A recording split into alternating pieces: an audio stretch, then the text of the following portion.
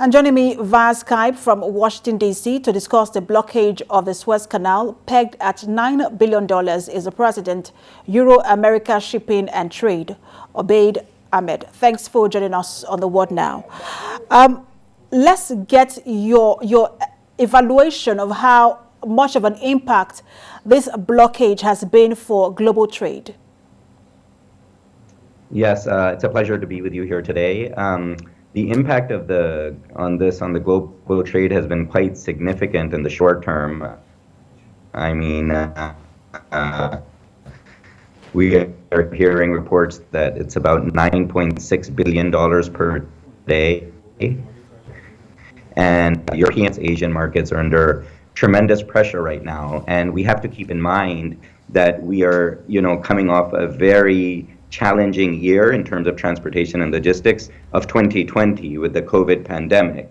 So logistical issues were already strained and the supply chains were already at the limits, and now these are further adding to those headaches at this time. We're not just talking about blockage that could affect the global shipping industry or the Egypt's economy, but we're talking about countless businesses ranging from retailers to manufacturers to supermarkets. Talk to us about the knock-on effect that this could have overall. Yes, about 12 to 13% of the world's trade, this is the global world trade, passes through Suez Canal. Like you said, there is oil, chemicals, apparel, iron ore, manufactured goods like electronics, all going through this vital Suez Canal.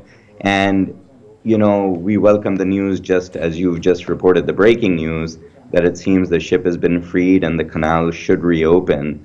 But the lasting effect of this blockage will last several months. There's 370 vessels to transit, which will probably take at least 7 to 10 days for that backlog to clear. And then you have so many other vessels en route. So my feeling is that the immediate impact won't be so great, but the longer term impact will be much greater, and we will see that over the several months.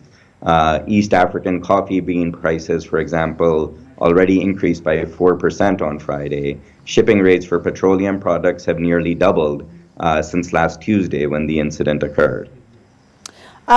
Do you think that one of the effects that this could have is that we might see we might see that supply chain being brought closer home in places like Northern Africa and Egypt, because there were already complaints about how Europe and Africa depends on the supply chain from Far East Asia? Yes, I think that is an extremely valid point, and this will definitely lead to global companies thinking more about sourcing locally and regionally rather than relying on longer trade routes. So, for example, there is so much trade between East Africa and the Red Sea with the Mediterranean and Black Sea ports, for example. So now I think there will be more push to source it in Northern Africa so they don't have to take the risks of such events happening. I think West Africa is also well positioned as an import and export market, because most of the trade going to West Africa doesn't transit to the Suez Canal. So there will be winners and losers from this event on both sides. Do you think that Egypt could be one of the losers? Looking at the fact that it rakes in about $5.1 billion annually from the canal, could this affect Egypt's economy? Yes, absolutely. On average, we have a lot of ships transiting through the Suez Canal annually, and on average, you could say about 50 to 70 ships transit the Suez Canal per day. And each vessel usually pays anywhere from US dollars 200,000 to 500,000 to transit the canal, because they're saving so many days as opposed to going via the Cape of Africa. But there's no point in paying such a large fee to the Suez Canal if the trade is blocked and if the ships are sitting there. And we can't ignore that not only is there an economic impact, but there's a human impact to all this, right? You have nearly 400 ships sitting there. Each has about 20 seafarers on board. So we're talking 8,000 men and women who are stranded on board the ships, and they're running shortage on fuel, they're running shortage on food. So there's not only the economic impact, but a very much larger human impact, which can't be ignored. Absolutely. I'm still talking about impact. Are you sort of concerned that more countries will now begin to look at rerouting the shipping routes, for example, developing more shipping routes maybe in the Northern Sea? Yes. As you can see, Russia has been quick to advocate the Northern Sea route, and this has become a more viable alternative in the last few years, given global warming. And we know several ships that have used the sea route in the past few years.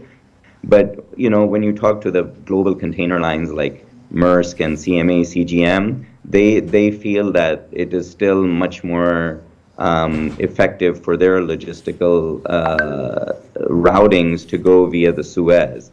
And the Northern Sea route is an option, but it is not a long-term option at this time. I think it's still new. People need to get more comfortable with it before they pursue that alternative. We'll see how things play out. You have said we would be able to evaluate the total damage in coming months. We'll see how that plays out in the coming months. President, Euro-American Shipping and Trade, Obaid Ahmad, thanks for talking to us on The Word Now. Thank you very much.